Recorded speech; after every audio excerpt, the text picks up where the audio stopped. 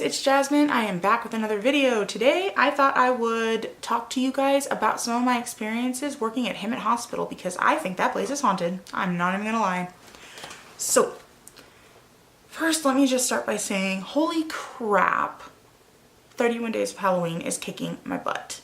It really is. I'm so tired and I think my computer's dying because it just keeps crashing for no reason and I have no idea what's going on. I'm gonna have my husband look at it again for me. But I think I'm killing it and I don't know what to do. And I'm kind of freaked out that it's gonna happen during 31 Days of Halloween because I promised myself that I was gonna do this. I told myself, you can do this. You can post a video every day in October. So I'm really hoping that I'm able to do that because I don't even know. Like, I don't know what I'm gonna do if it dies. So I'm just hoping that I'm not. And I have been up until almost 2 o'clock in the morning some nights trying to get things to work because it seems like the universe is against me, but I am trying. I am going to finish this. I refuse to not finish this. I'm trying to think of a really good video for like Halloween day though, or Halloween night, whatever you want to say. Originally I was going to do a trick-or-treat vlog, but I thought, okay, first of all, that's kind of boring. Second of all, how am I going to go take my kids trick-or-treating and then post it?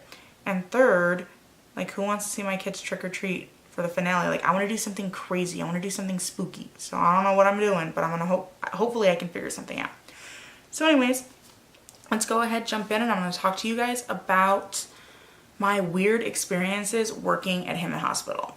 So first of all, I'm going to actually tell you a story about when I was in Hemet Hospital. I was not a patient there, but as you know, my mom died when I was young, and she had dementia. That was one of the problems that she had, and so I would always stay with her in the hospital. And I remember one night I was sleeping on a cot next to her bed, and I had woken up for no reason. And I immediately looked out the door and it looked like a nurse in full old school nurse's outfit with the hat and the dress. Looked like she was just walking out of the room. And I immediately got up and I looked outside and one of the nurses was like, "Oh, can I help you, sweetie?" And I said, "Oh, I was looking for the nurse that was dressed in like the old-fashioned nurse's outfit." And she just smiled at me and said, "She doesn't work here." So I'm assuming they've heard it before because she seemed so nonchalant about it. Now the rest of the stories are going to be about when I worked there. So maybe 4 or 5 years after my mom passed away, I ended up getting a job there, working in the pharmacy department as a pharmacy courier. So if any of the floors ordered medicine that was non-narcotic, I would be the one to deliver it. So saline bags, ibuprofen, anything that can't get you high, pretty much I could deliver. And so my job was literally to go into the pharmacy with my cart, fill it up with the bags that were being delivered to the different floors, and then I would come back, get another round, and just deliver. That was my job. So originally Hemet Hospital had one tower. Now it has 2 towers. Tower 1 is the original tower that was built when the hospital was built. And that was built in the early 1940s. So there's not a lot of stuff on that floor. Housekeeping has their main part on Tower 1, Floor 2. So that's where the security office is and that's where housekeeping is. But all of the patients, for the most part, stay on the 2nd tower. The only time 1st tower is used, back in the day anyways, is when there was too many people in surgery recovery, or for some strange reason there was a weird epidemic and everyone was being hospitalized, or there was a state of emergency. They would go ahead and open up all of those rooms on Tower 1. Now, very rarely you would have to deliver to Tower 1. And there was a few times that I did, and it was because there were people that were in surgery recovery. So I would go ahead and I would deliver it, but that was always on the 4th floor. Don't ask me why, but the 3rd floor just never really had patients. They always chose the 4th floor. The weird thing is when I would be on that Tower 1 elevator trying to go up, the door would always open on Tower 3, and it didn't matter which elevator I got in because there was 2. They would both stop on Tower 3, and the doors would just open, close, open, close, open, close. And you're standing in there thinking one of these times if these doors open, there's gonna be a monster. That was always my thought, is I just pictured someone just coming closer, and then, you know, when it opens, they're gonna be standing right there. My heart would always be pounding. I'd be freaking out, trying to hit the button, and then finally it would go up to tower 4. And finally it would go up to floor 4. I'd deliver the medicine, jump back into the elevator. It would go down to tower. I would push floor 1, and it would stop at floor 3, do the opening and closing thing again. Ooh, terrifying. So then there was quite a few times when I was working there that there would be a order for tower 1, floor 3. And they'd say they ordered saline bags. And I was like, oh, floor 3 is open today? And I would go, and of course it would open at 3 because I pressed 3. And I'd get out, and that whole floor would be dark. There'd be nobody there. And I'm like, but they ordered it. And you have to order it on a computer. You can't just call down. You have to order it on the computer. And so I'm looking, nobody, totally dead. Nobody's up there. And I'm like, okay, maybe it was put in wrong and it actually is supposed to go to tower 2, floor 3.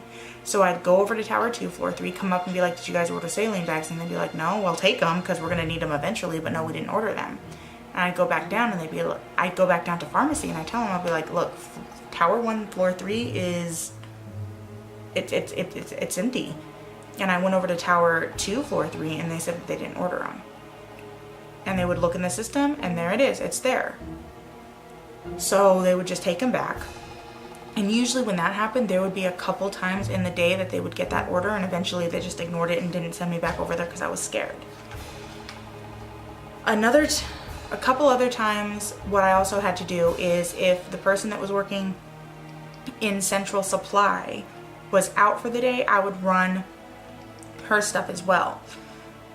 Now, central supply is the place where IV poles are, where you can pick up bandages and gauze and toothbrushes, toothpaste, that kind of stuff. That's what you put in central supply. So a lot of times I would run her errands, or if she was on lunch, I would go over there, you know, to cover if somebody needed something immediately. So this one time I go to central supply because I think I needed like 4 IV poles or something. And I go and I see the IV pole move, and I'm like, hey, I'm here to pick up the IV pole. And I saw the IV pole move back, and I'm like, hey, and I look back there, no one was there, but the IV poles were moving by themselves, and I couldn't just take them. I didn't really want to at this point. I was just kind of like, oh my God, they're moving. And so I didn't. And personally, that's the scariest, I feel like one of the scariest parts of the hospital is right there by central supply. That's right where the elevators are for tower 1. You would think, because it's the basement and that's where central supply is, and that's also where the morgue is, that you would get weird feelings by the morgue.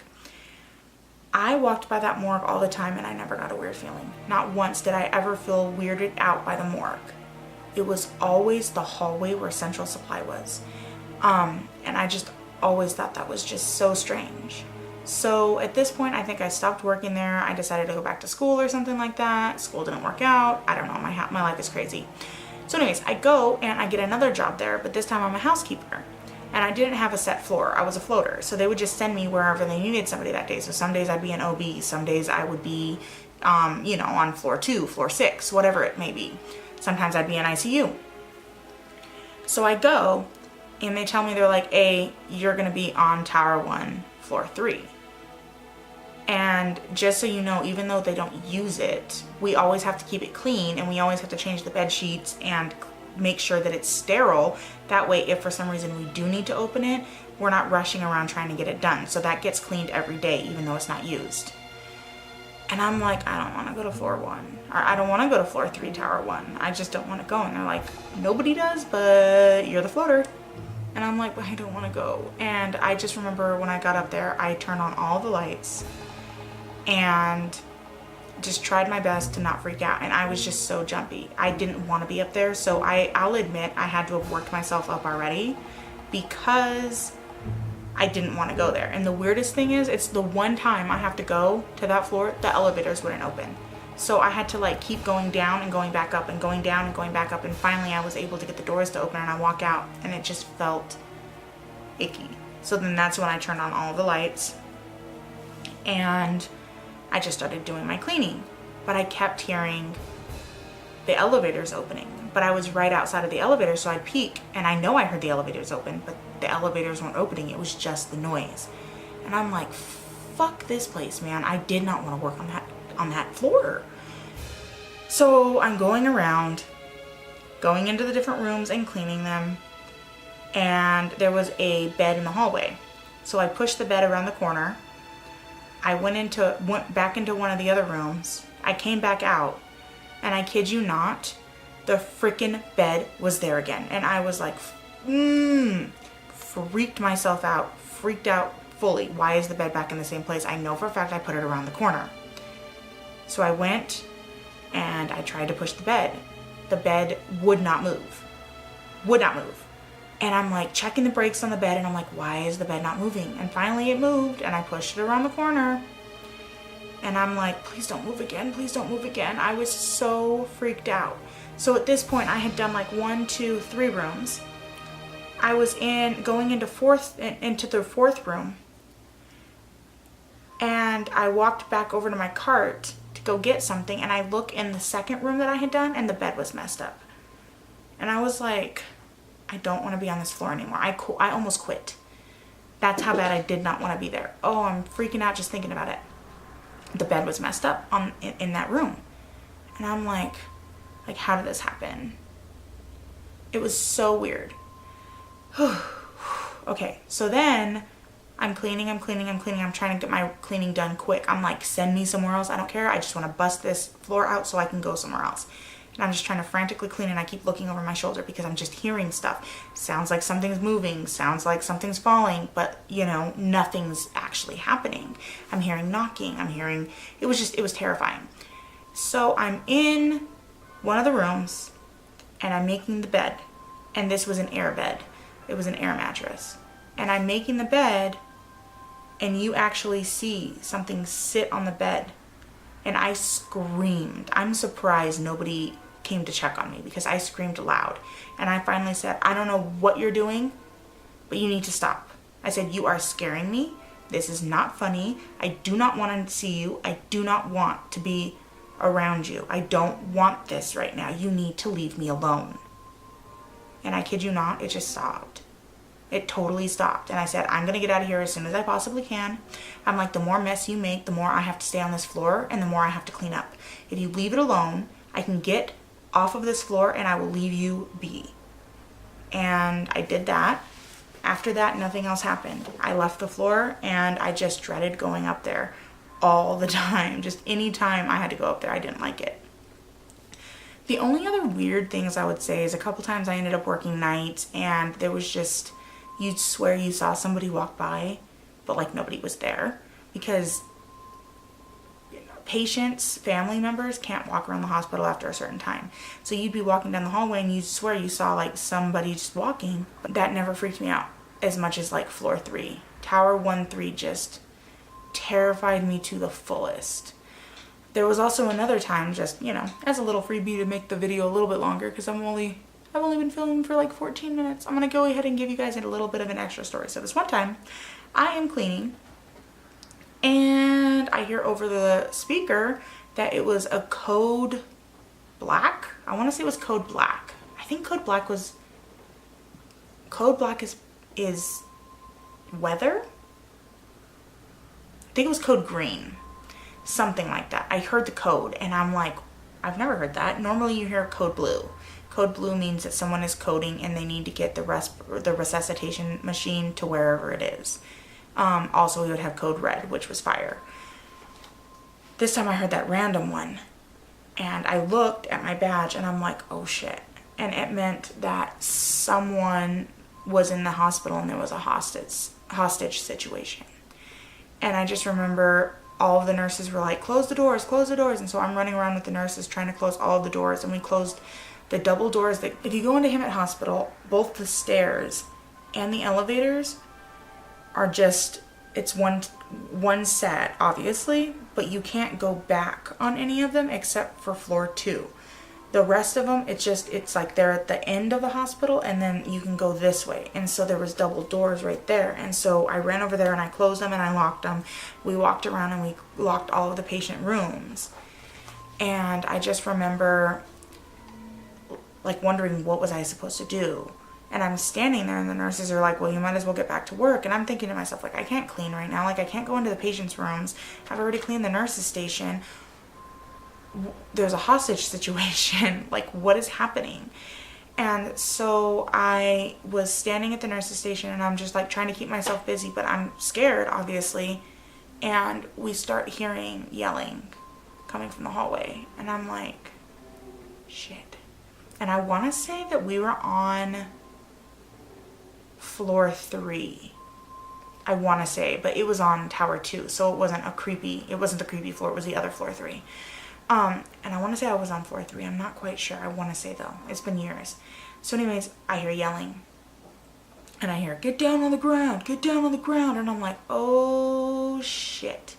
And I actually heard banging on the double doors that I had closed. And it was like shaking. And then finally you heard them, you know, saying, get down on the ground. And then you heard a bunch of banging on the door. And they had to have apprehended the guy at that point. They had him in handcuffs and he had a gun. And it scares me to think of what would have happened if, you know, we didn't go close those doors. Mind you, there was probably a good 20 minutes in between me originally closing them and the guy coming up. And it's protocol to close them, so it's not like I did anything amazing. You know, I didn't like, oh, you know, I'm gonna save the day by closing the doors. It's what you're supposed to do. But it's just scary to think that if we didn't have those doors there, all of us nurses may have been held hostage.